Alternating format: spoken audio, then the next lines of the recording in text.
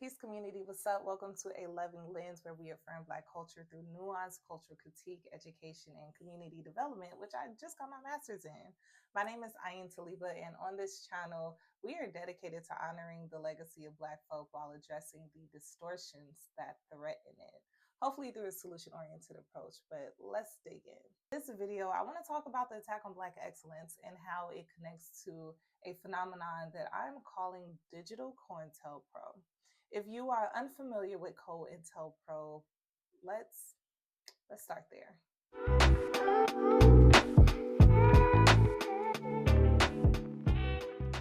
COINTELPRO is an acronym, and that is short for the Counterintelligence Program, which was a covert operation run by the FBI from 1956 to 1971, and we could thank J. Edgar Hoover for that. Their mission to surveil, infiltrate, discredit, and dismantle Black liberation organizations. I think they're still going on, by the way. So in 1967, the FBI memo stated that one of its primary goals, y'all, is to prevent the rise of a Black messiah who could unify and electrify the militant Black nationalist movement. This is where we see the subsequent murder of Black organizers and Black leaders, from Fred Hampton to Dr. King to Malcolm X, recognizing that white people been assassinating anyone that they felt was trying to liberate Black people. Shout out to Medgar Evers, rest in peace, our beloved brother. And the criminalization, particularly of the Black Panther Party of Self-Defense, that we can credit for free and reduced lunch, ambulance, medical clinics, all of that. Any organization that was committed to self-determination became a threat to the white supremacist power structure known as the U.S. government. Again, the intention was to discredit these Black leaders, and they've done so successfully. That is why we're talking about Digital COINTELPRO. So this state-sanctioned propaganda aimed at undermining Black empowerment. And just because the official COINTEL program ended again in 1971 doesn't mean that the strategies went away. Because think about Move in Philadelphia in the 80s, right? I think that they've only evolved, now operating in digital space as well.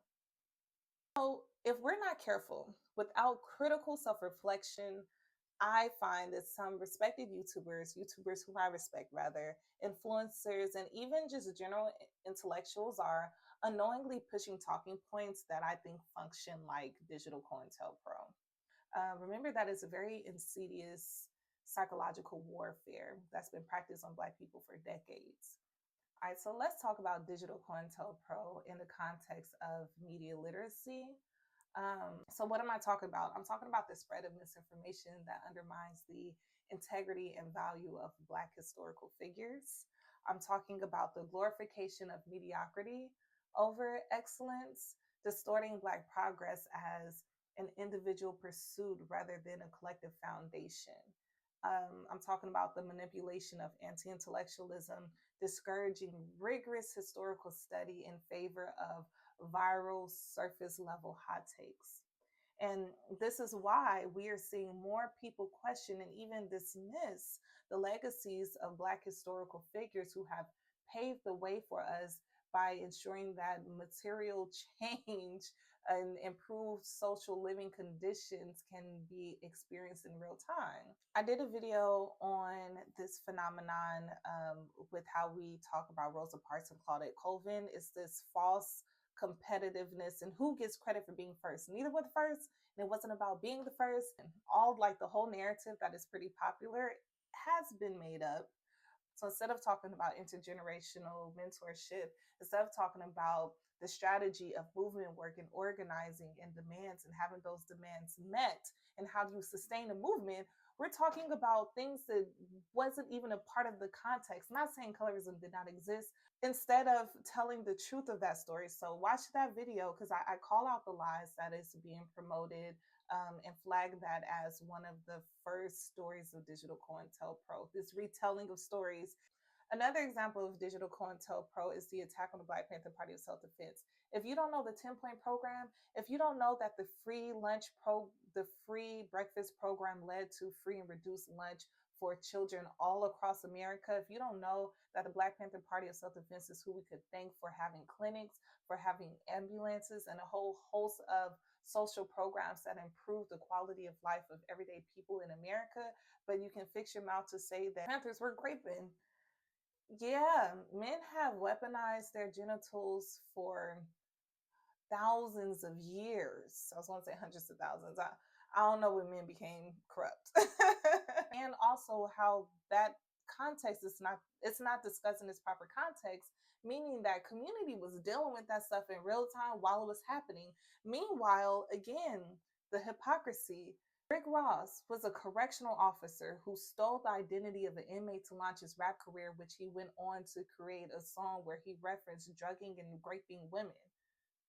About to act like we're intolerable of the things that actually harm and damages Black people. So again, instead of talking about these folk with the integrity, honor, and respect that they deserve, not saying that they're above reproach, I'm just saying that it's clear that the very people whose blueprint we can follow to help get us free are whom we are attacking, but people who do not give a F about the collective unless it is profitable for them, those are the ones whom we celebrate and covet and protect, and there's a cult following behind. That's wild, and that's what is what I think is the symptom and evidence and operation of Digital COINTELPRO.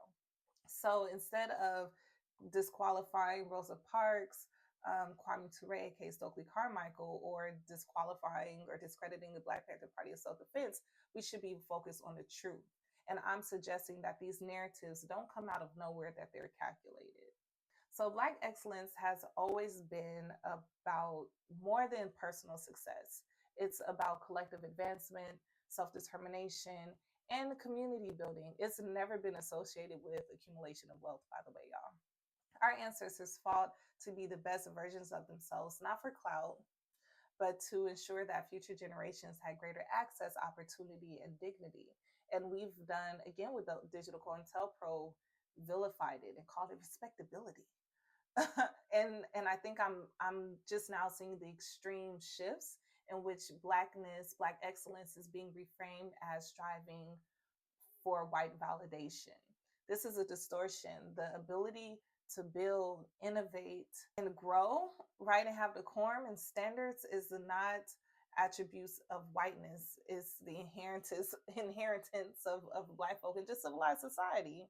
So the rise of Digital COINTELPRO, I think, encourages us to abandon these cultural values, painting discipline, education, and legacy building as oppressive or performative rather than liberating.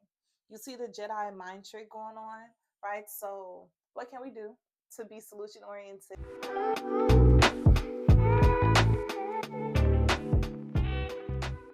Question the narratives being pushed online, y'all. If a take, even by a respected person, is encouraging you to discredit Black achievement without historical context, please flag it. Because why are you mad at W.B. Du Bois? Reclaim our intellectual traditions, y'all. We have to read books, study history, and recognize propaganda when we see it. Mm. We have to commit to intergenerational knowledge. Talk to elders, learn from their wisdom, and uplift the traditions that sustain us. Again, it don't come out of nowhere. We come from a rich people. Affirm Black excellence as a tool for liberation. This is not about individualism. It's about honoring our collective strength. It does not serve us to reframe Black excellence as something that is counterintuitive to the needs of Black people. I hate to tell you, but I really gotta tell you the truth. It's time to move past Black excellence, cause it's all a ruse. But honestly, to keep us working hard is really smart. To be the best, but still be last is just a gag and kinda sad. It's a coping mechanism for us all to succeed in a society that loves to reward white mediocrity. And hey, I know, I don't want to be burned at the stake, because you know there's a lot of beautiful parts of Black excellence. There's awards and organizations that praise us across the nations. And listen, if you make being the best the status quo, then you'll work to maintain it and be distracted whilst legislation goes behind your back. Maybe, and has nothing standing between them and your exploitation. Maybe, but listen, I ask myself, why do we work so hard? No, really, y'all, why do we work so hard? Is it just the way we are? Or perhaps it's some natural ability? But then I ask, is it fair? Or should we dare to be normal but aware?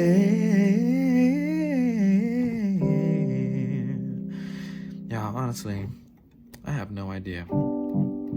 But I do know this. I ask these questions as contemplations, not for answers, but to stir thought, because that is how we liberate ourselves. So, what do you all think?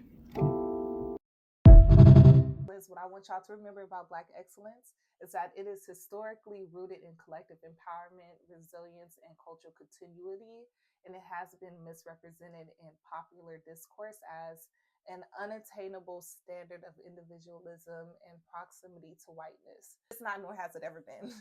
This distortion undermines its true function as a liberatory force, replacing its community centered purpose with mediocrity and anti Black narratives.